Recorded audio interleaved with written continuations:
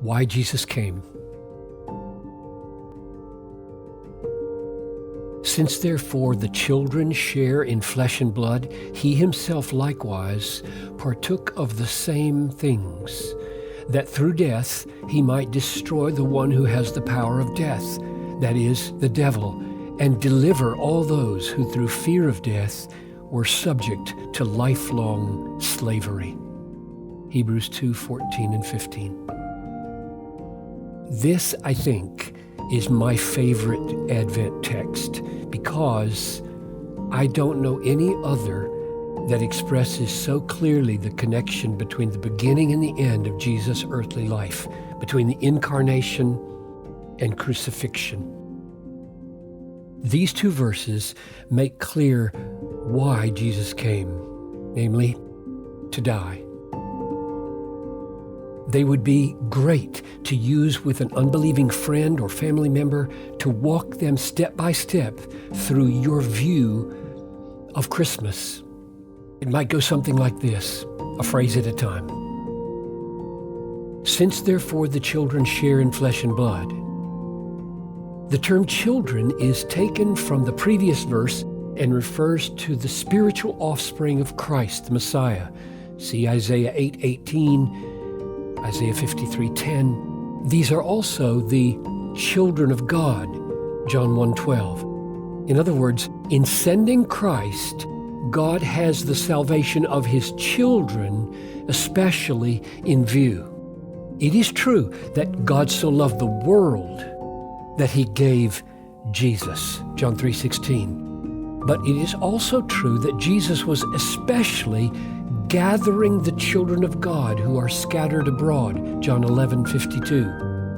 God's design was to offer Christ to the world and to effect the salvation of his children. See 1 Timothy 4:10.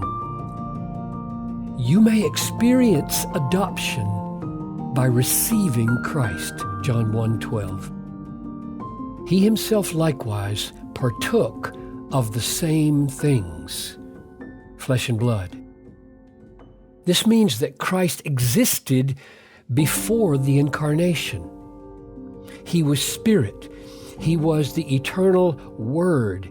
He was with God and was God, John 1:1, Colossians 2:9.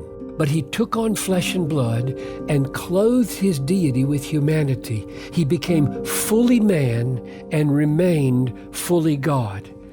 It is a great mystery in many ways, but it is at the heart of our faith and what the Bible teaches. That through death, the reason he became man was to die. As God, pure and simple, he could not die for sinners. But as man, he could. His aim was to die, therefore he had to be born human. He was born to die. Good Friday is the purpose of Christmas.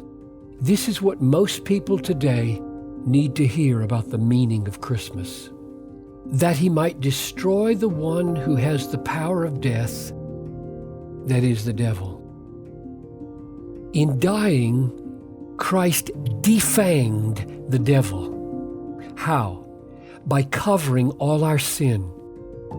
This means that Satan has no legitimate grounds to accuse us before God.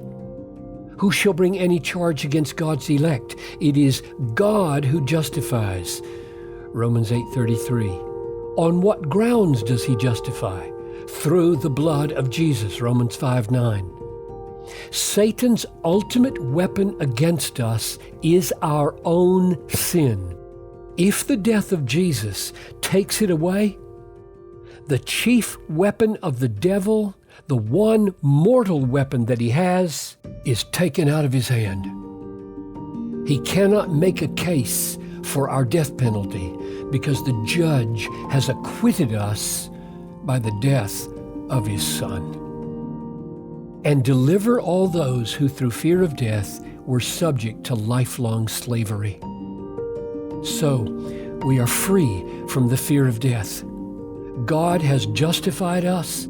Satan cannot overturn that decree, and God means for our ultimate safety to have an immediate effect on our lives. He means for the happy ending to take away the slavery and fear of the now. If we do not need to fear our last and greatest enemy, death, then we do not need to fear anything. We can be free for joy, free for others. What a great Christmas present from God to us and from us to the world.